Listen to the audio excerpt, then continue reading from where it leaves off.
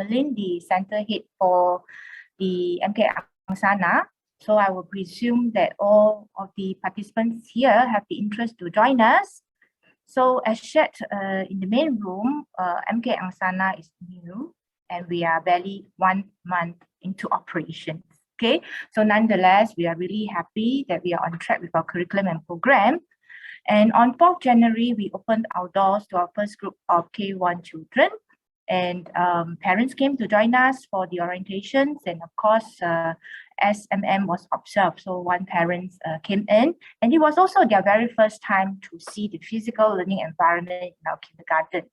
Okay, so in this breakout room, I have prepared for you a short clip on our learning facilities and environment unique to MK Angsana. I have also prepared photographs of our enactment of the curriculum. You will also hear from our children as well as one of our MK teacher. Right, so these sessions will likely take us half an hour. Okay, so I shall begin now to introduce you my team of staff. So currently I'm supported by a group of 11 dedicated and enthusiastic teachers. So some of them are also in this breakout room. So when we operate both K1 and K2 levels next year, I will expect more teachers to join us. I believe Ms. Fong, our principal, is also here, and also a few other school leaders are present today to support, to offer their support.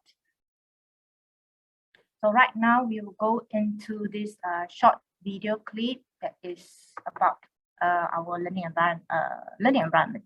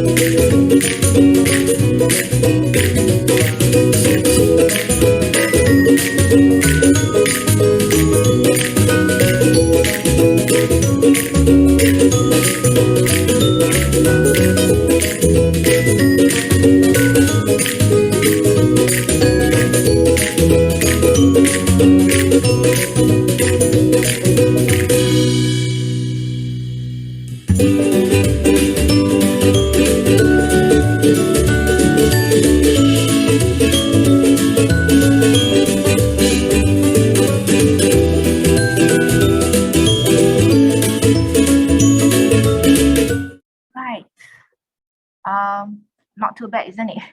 I think our learning environment is really beautiful, and I really think that our children are very fortunate to be able to learn in such an environment. Okay, so I'd like to share with you some pictures on our first day of school. So on 4th January, it was our first face-to-face meeting with the children and parents. So our children actually walked in waving their very own I love MK, I love MK Angsana flag. There you go. So we actually have some engagement even prior to January, and then we have got our children on board to make the first day of school a special day. So let me see. All right. So even on the first day, children jumped right into actions, labeling their cubby holes and shoe cupboards. Now, even the parents enjoyed the reading time with the teachers as the teachers read a Starlight story based on our local context. The first day's orientation program ended with children eager to return the next day.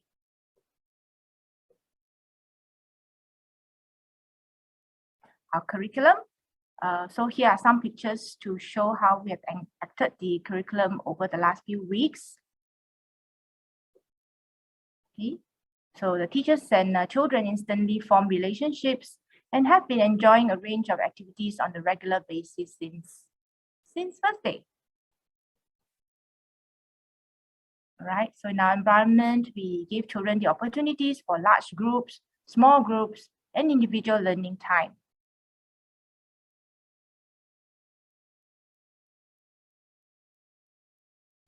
SMM seems to have no effect on the children's willingness to participate in discussions and discoveries.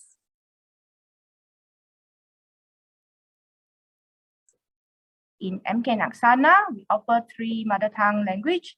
So to spark the children's interest in the language, our teachers employed a variety of resources such as large book, big books, activities and songs to engage the children. So in the classroom, we also set up various learning centers for the children to construct, to enjoy pretend play, to fix, to read, to create, and to find out. Our children play to construct new knowledge built on their skills and dispositions. Outdoor time is a favorite part of the timetable for both the teachers and children. Or perhaps it's the snack time. I'm not too sure. Okay, but during snack time is really a time for our children and our teachers to also have like a little chit chat. Okay, so if your child is going to enroll K-Care, you may like to know that Learning Studio is our K-Care provider. Okay, so the K-Care supervisor, we refer them as a KCS. So KCS Miss Tina is with us today. Would you like to unmute and say something, Miss Tina? Are you here? Thank you, Miss Pamela. Yes, can you hear me? Yeah. Thank you, Miss Pamela, for the brief introduction of K-Care. I'm delighted to share with you that this partnership between K-Care and MK has actually grown from strength to strength since the 4th of January. Sharing the common goals and belief for the children, we aim to build a enriching, safe, and nurturing environment that will support the children holistically. We also strive to make positive changes in everyday children's lives through education, exploration, and play.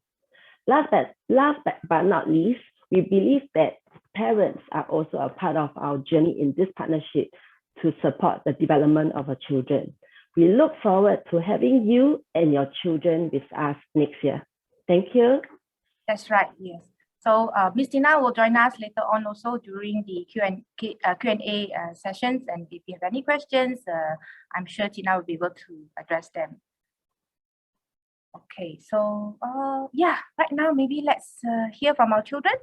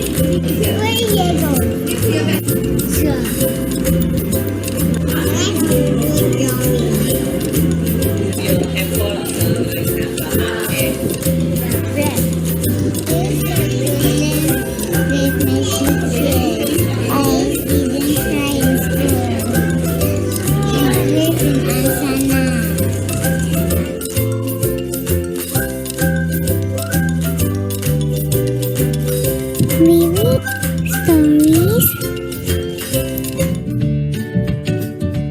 draw pictures,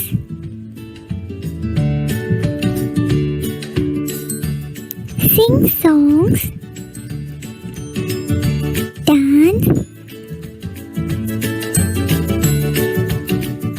eat healthy snacks,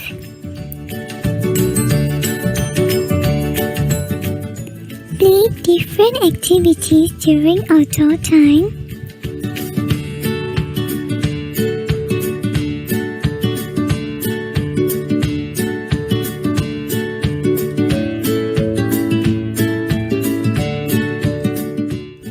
play with friends, explore, and learn many new things every day.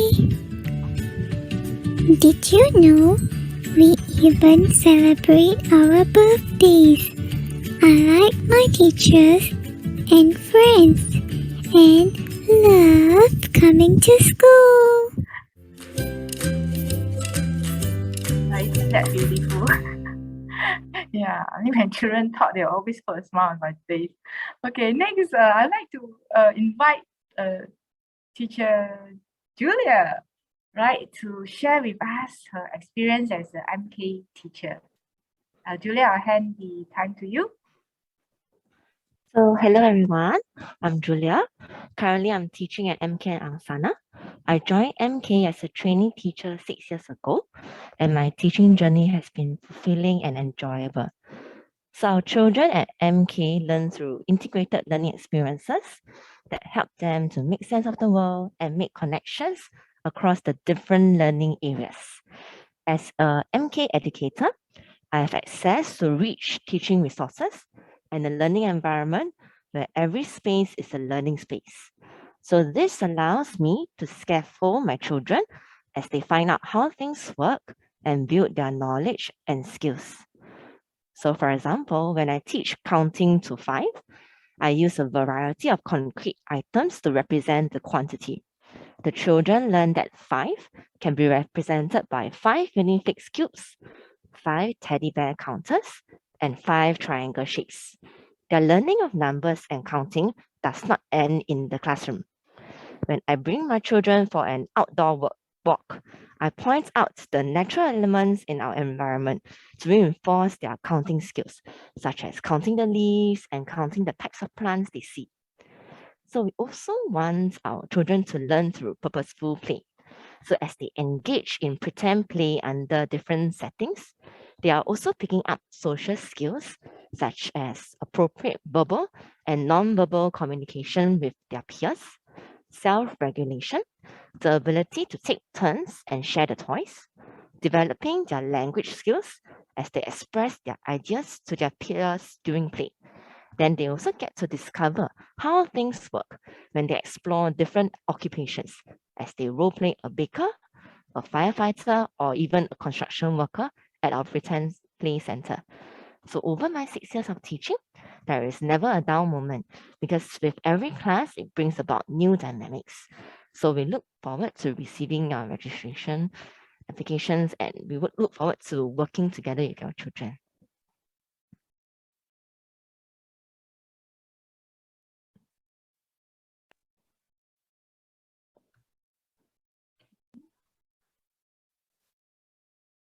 Where's my screen now? Done, yeah? All right, thank you, Julia. It is really critical that our teachers enjoy their professions and are inspired by the desire to care for the children. Right, so in the next few slides, I would like to recap the info shared at the main session. So I think you're looking at the MK fee slide, right? So once again, it's a reminder that Singapore citizens, you do pay 160, while the Singapore permanent resident will pay 320. And of course, there's the availability of key fast and financial assistance if required. Okay, so for the K-Care fee, all right, so we are partnering with Learning Studio. This is the charges for Learning Studio. They charge at 360, but if you are a Singaporean or your child is a Singapore citizen, so you do get the basic 150 subsidy and your payment is 210. This is the fee for MK and KK, MK and then as well as KK at Angsana. Okay, so it's the same slide we saw over at the main room. Do remember the registration period is from 4th February, Friday. I think it's next Friday, right? 9 a.m. it will begin and it will end at 4 p.m. on 8th February. So note the link to the registrations. All right, so if parents are seeking admissions to K1 or even K2, after this registration period, you can actually check directly with the MK for availability of vacancies. So or rather more information on the registration process is available in the MK website. So EYC partnership is not applicable to MK Angsana yet, not for this round of registration. Okay, so registration outcome. We understand that the outcome email will be sent to the applicants by end March 2022. By end March 2022. So it's the same for MK. We will also get the info only at the end March 2022. All right. So for queries on MK Angsana, you can note our email address here. Right, you can send in your queries and we'll try our best to address them. Right, so now we are going to the Q&A. First, we would like to just flash the compiled questions that we collected at the main room. All right, but of course, after these questions, if you have further questions, you can unmute yourself and speak to us. So I'll try my best to answer the questions that are here. So we have parents asking whether if they can register for more than one MK. I'm afraid that the answer is no. You have to select your choice MK. Okay. So question 2, if the child is successfully enrolled in MK, does it mean that the child must register in the same primary school? Not necessary, you don't have, but if you are enrolled in the MK of that primary school, you do get priority. Okay. Number 3, can we choose to go for PM sessions or AM sessions if the child is under K-Care? I think the placements will be allotted. It will be distributed by our pupil placement service. But if there is a request, you can speak to the kindergarten after a confirmation of your place, and transfer is subjected to availability. After entry to MK, does the child have priority to enroll in a primary school? Yes, I have said that. Next question. Will the applications be prioritized based on the address of the students? If you were to refer to the information on our website, we do go by distance. So we start with the first 500 meter and then go on to 1 kilometer. Yeah, am I right? All right, okay, thank you. Right, questions about K-Care. Is it a standard time? Is there a standard time for picked up or is it flexible? Okay, K-Care operates from 7 a.m. to 7 p.m. All right, you may pick your child between 7 a.m. and 7 p.m. But in view of SMM, right now, most of us are operated in staggered pickup timing. So this staggered pickup timing is set by the individual MK and K-Care. So during orientation at the end of the year, we will discuss that with the parents. Can we choose to go for AM, PM, the child is under K-Care? So like I mentioned, we have to, depends on our pupil placement service in terms of that allotment. Okay, for K-Care and MK AM session, can we send the child at 8 AM? Yes, you may.